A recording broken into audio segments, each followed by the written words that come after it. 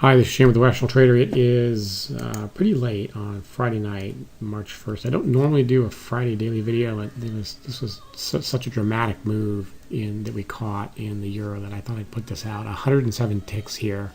My results for the day are on screen across all the markets. So 668.75 in the euro. We're going to look at that in a minute. 30 ticks in oil, 30 ticks in gold. And then the yen bringing up the rear with a max loss day at 87.50. So the total for that is, where did that go?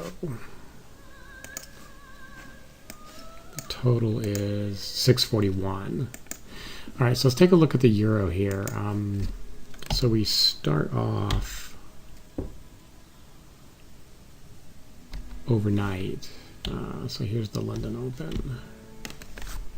And we do catch a move here. It's thrashes sideways a bit, and then we miss the move off the POC here. We missed this move here, but then on the break and the continuation, we get long right there. We're trailing by 20 ticks, and so the market moves 25. We only get 5 ticks there, and it's going to thrash sideways here and then fall. It spends enough time up here that you can see the POC moves back up, and so we're staying out now, out of here. This is the actual day session now, so we've switched the models. We're using an overnight model here and a different model during the day session. Thrashy ugliness. There's a nice move higher here. We have a shot at it, so we're looking in the right spot here. And then also these blue bars indicate that it's something new that I'm working on, where we are, we're outside the value area. The value area is here. And normally we would only look out here when you're near a low volume node, here or here or here. And one of the problems, it's really not a problem, but one of the things I've noticed is that we'll often get really nice moves and then not pull back deep enough to reach this low volume node, and so we've got no shot at it.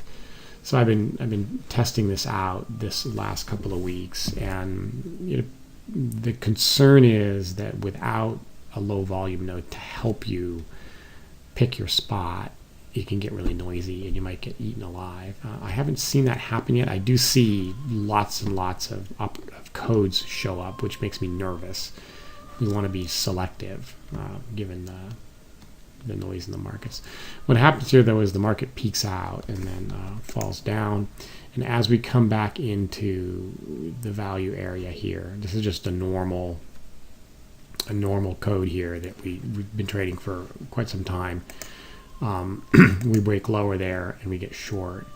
This is a very interesting trade because, from the human perspective, because the trade management says, so I got in here, okay? Now the trade management says move the stop at plus 10.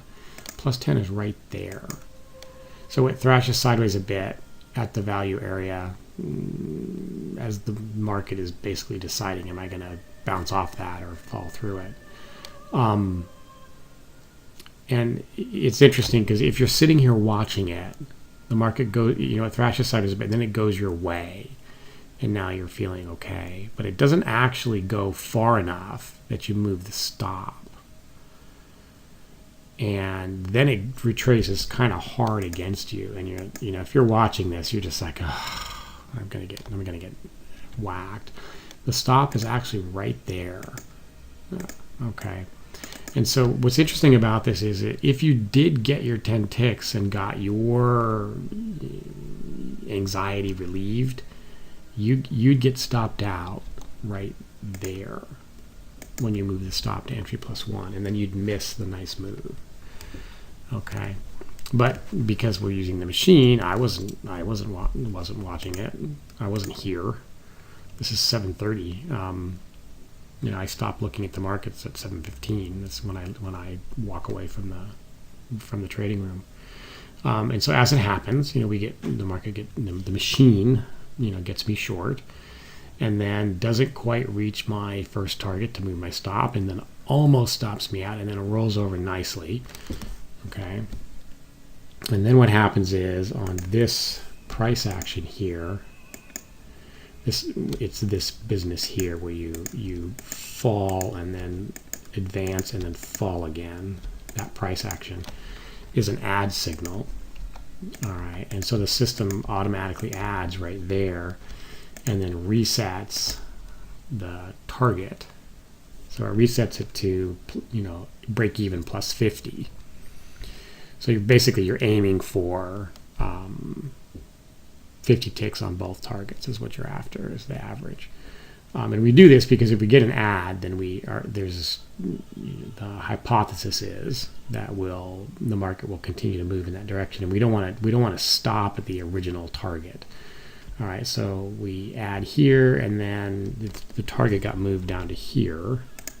All right, one tick above there.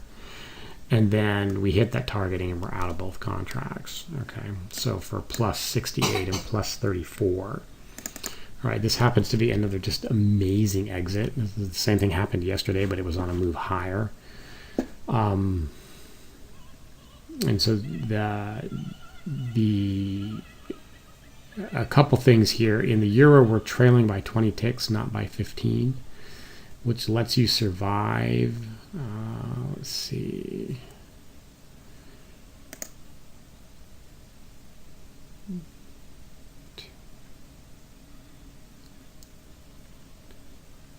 Well, you'd survive this one with a 15-tick trail, all right, which means you'd survive that one. And it looks like it would have been okay in all cases here. So previously, we'd seen a bunch of cases where the 15-tick trail is so tight that it ends up taking you out kind of before you'd like. Certainly, the analysis showed very clearly that in the euro, I needed to trail by 20 if I wanted to catch the nicer moves. And so we've seen that in spades here the last couple days. Okay, so nice system action there, and then there's a real lesson here in how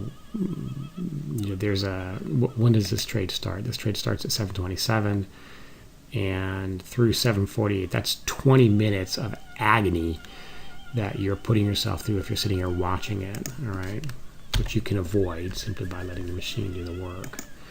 All right, so let's see. Let's get all these out of the way now. So 668.75 in the euro.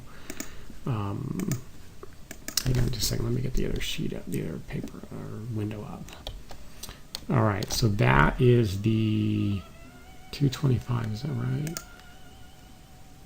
Yeah. So the beginning of the week. I just want to show the week here. So we started off the week in the euro, down a trade, down like almost like 2.5 trades there, and then just killed it yesterday and big win today. So the euro itself plus 1100 on the week. If we look at all symbols, the week is 1200 plus 1200. So you can see most of that is the 6E, and that drove the fact that we're kind of not seeing big moves or big gains in some of the other markets that have been the bread and butter. Drove some conversation today in the room that that I did record and talk about, kind of what I'm thinking along those lines. So I'll append that to the end of this this video here, so you can listen in on that. If we look at all symbols, non-sim, so this is live. Let's go back.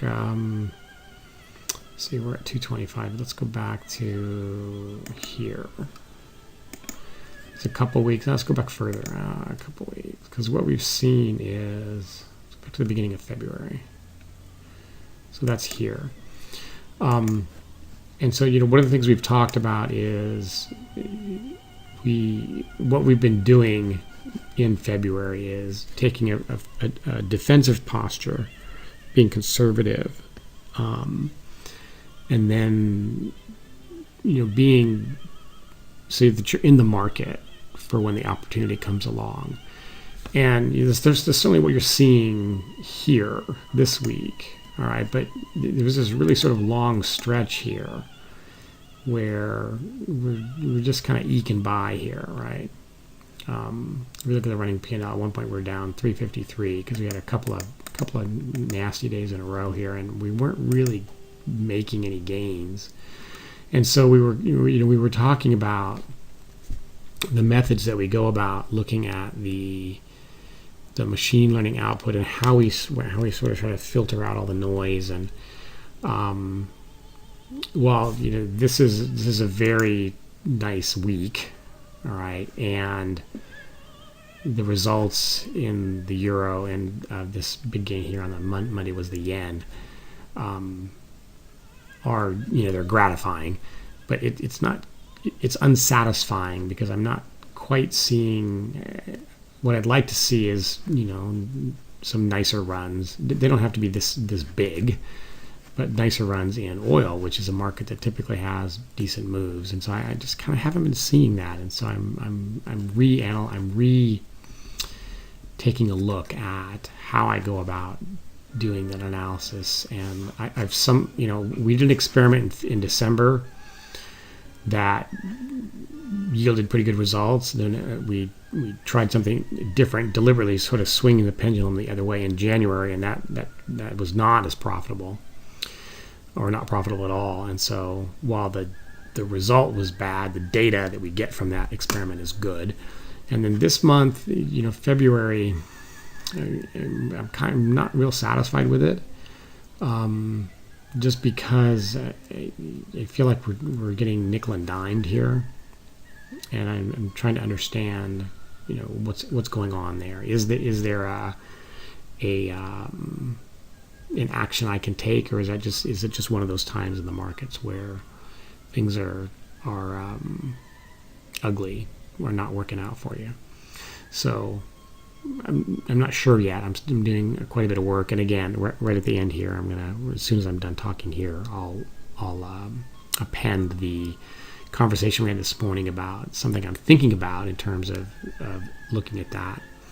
Maybe some ideas about limitations in the way that we're analyzing what behavior we're looking for in each of the markets.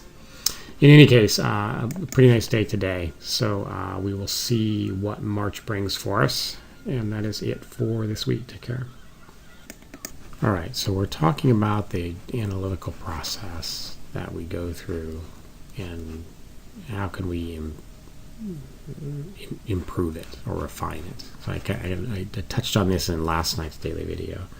So that would have been the February 28th video. So to review, sort of what we're doing is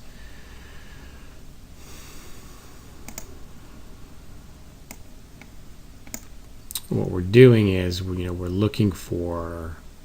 looking back 6 months or 24 weeks, breaking up the data into buckets, and then looking for common behaviors. And when we break the trades up into buckets, we're looking at a combination of trade quality and frequency. So, we've taken a model that's trained on data through, basically T minus 6 months. And then we break, and then I do what's called a grid search, where I take that data and I pretend I'm only running a single code for the entire data set. And I do that for every single code. So I know exactly how that action code, that behavior works. So what I end up with is a list of trades the system would take for every single code. All right. So then that's what's getting analyzed. And what we do is we're actually running a simulation on those behaviors, and we take the results of that simulation and we look at the ones where that did well. That's trade quality. And then we look at those that showed up more than once, and the more the better. And then we do that in a variety of ways with different bucket sizes, because sometimes the trades will clump and you'll end up missing behaviors that are actually quite good. But just because of the way these boundaries fall, you end up missing the, you don't see it. And out of that process comes, sort of an overall system quality and a risk factor. And our concern here is that the market is a very dynamic thing, and are we looking at information that is aging out? It's getting too old for the current behavior. Now we had that concern before, and we ran an experiment in January where we used less data and applied the same approach, and it didn't turn out very well. So, I mean, it wasn't a profitable exercise. So the experiment yielded good data, but I didn't make money using it. So the other dilemma here is, if you think about what's happening, I've got in the example, it's model data trained on data through June, but basically it's T-minus 6 months. But so in this case, I'm showing, okay, through the end of June, I used a model, and then I predicted on that for the next 6 months. But in reality, that model updates every week. All right, but it's really difficult to take the model trained through, let's call this week 26, do a prediction on week 27, and then take a model on through week 27 and do a prediction on week 28, and do that for all 6 months. All right, that's a very, very laborious, time-consuming process. But ideally, that's kind of what you'd like to do. 6J order placed. You'd like to use the most current model for the data that you're looking at. And so what I started doing this week was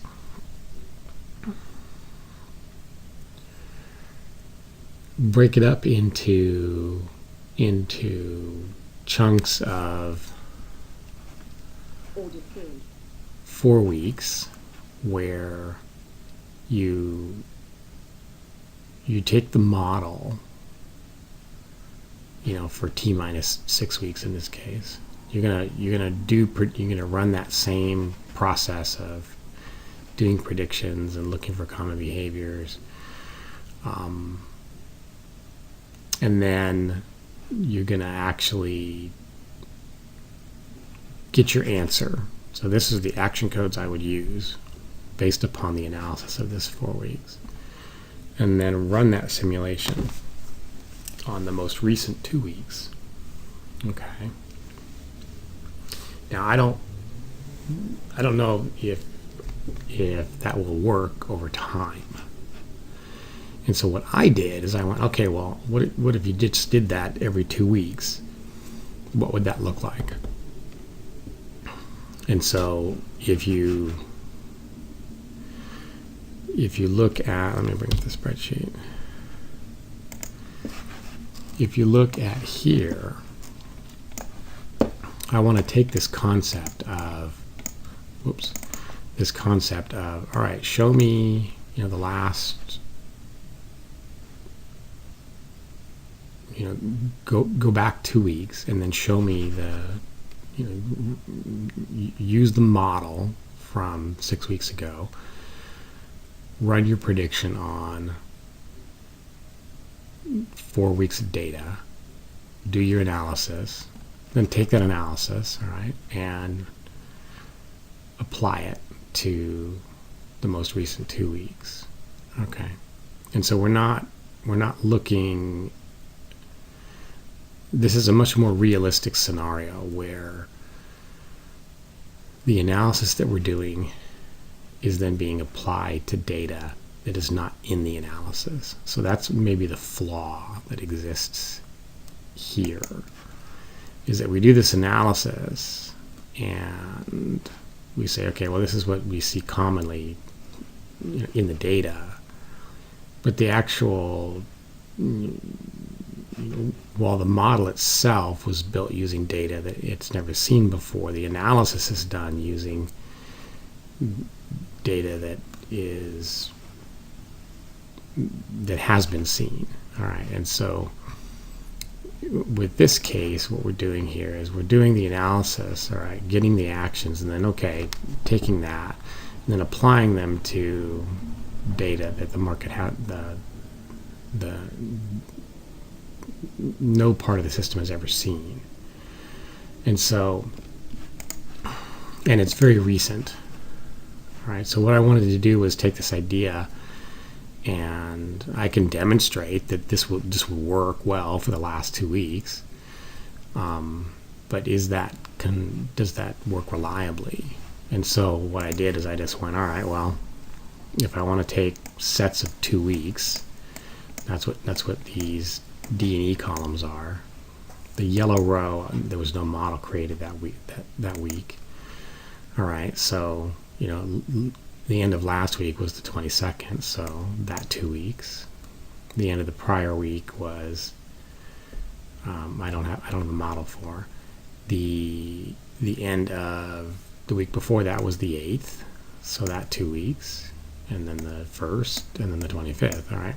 So if I want to run simulation on those 2 weeks, then I need a prediction made on the prior. It's actually 5 weeks, not 4. All right. And so in order to run a prediction on these weeks, I got to use this model.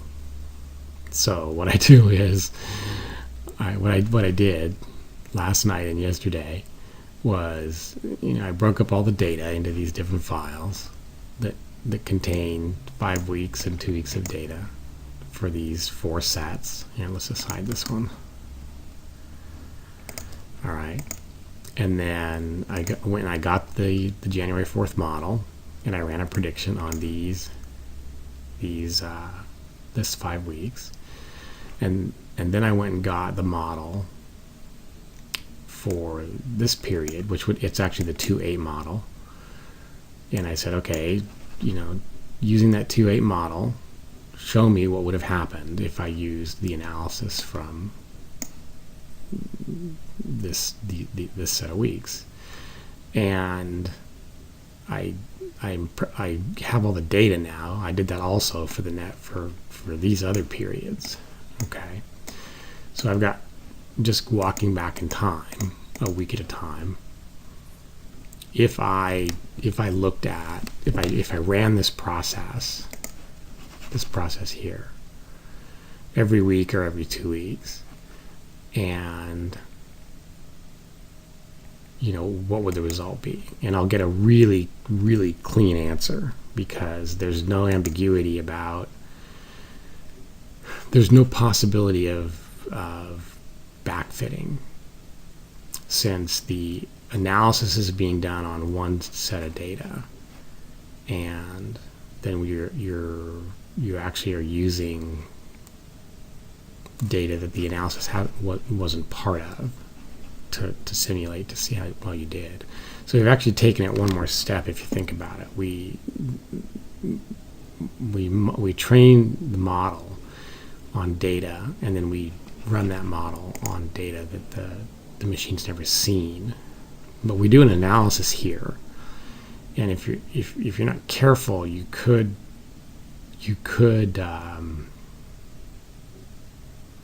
you know, sort of pick and choose only what works, and if you're doing that with the data,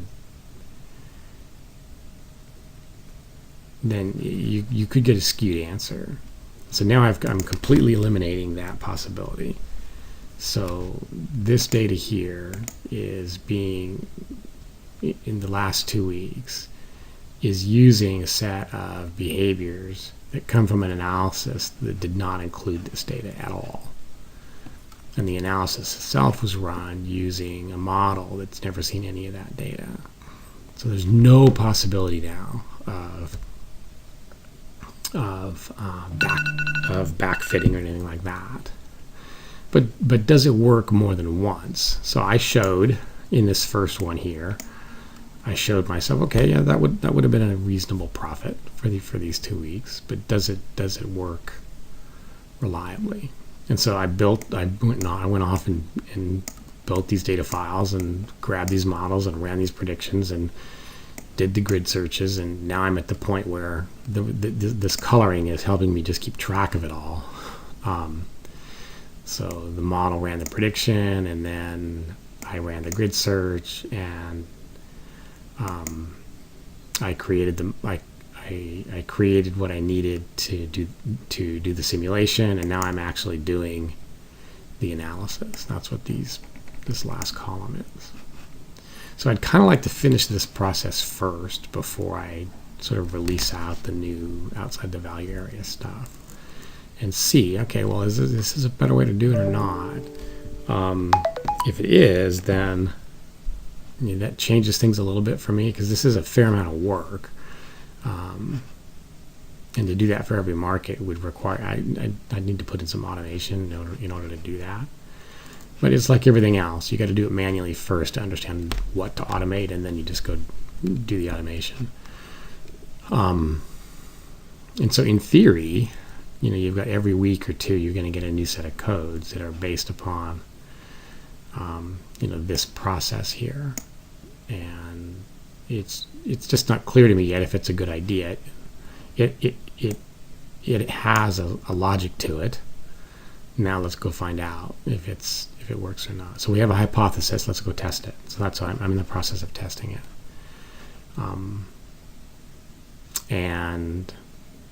So what started this question was, when am I going to release the outside the value area stuff? And I'd really like to get this done first before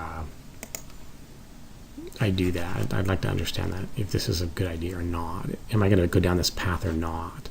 Because if I am, then I probably want to put resources into setting that up to work in a way that I can, pump out the analysis every week or every 2 weeks, rather than focus on getting the outside the value area models done.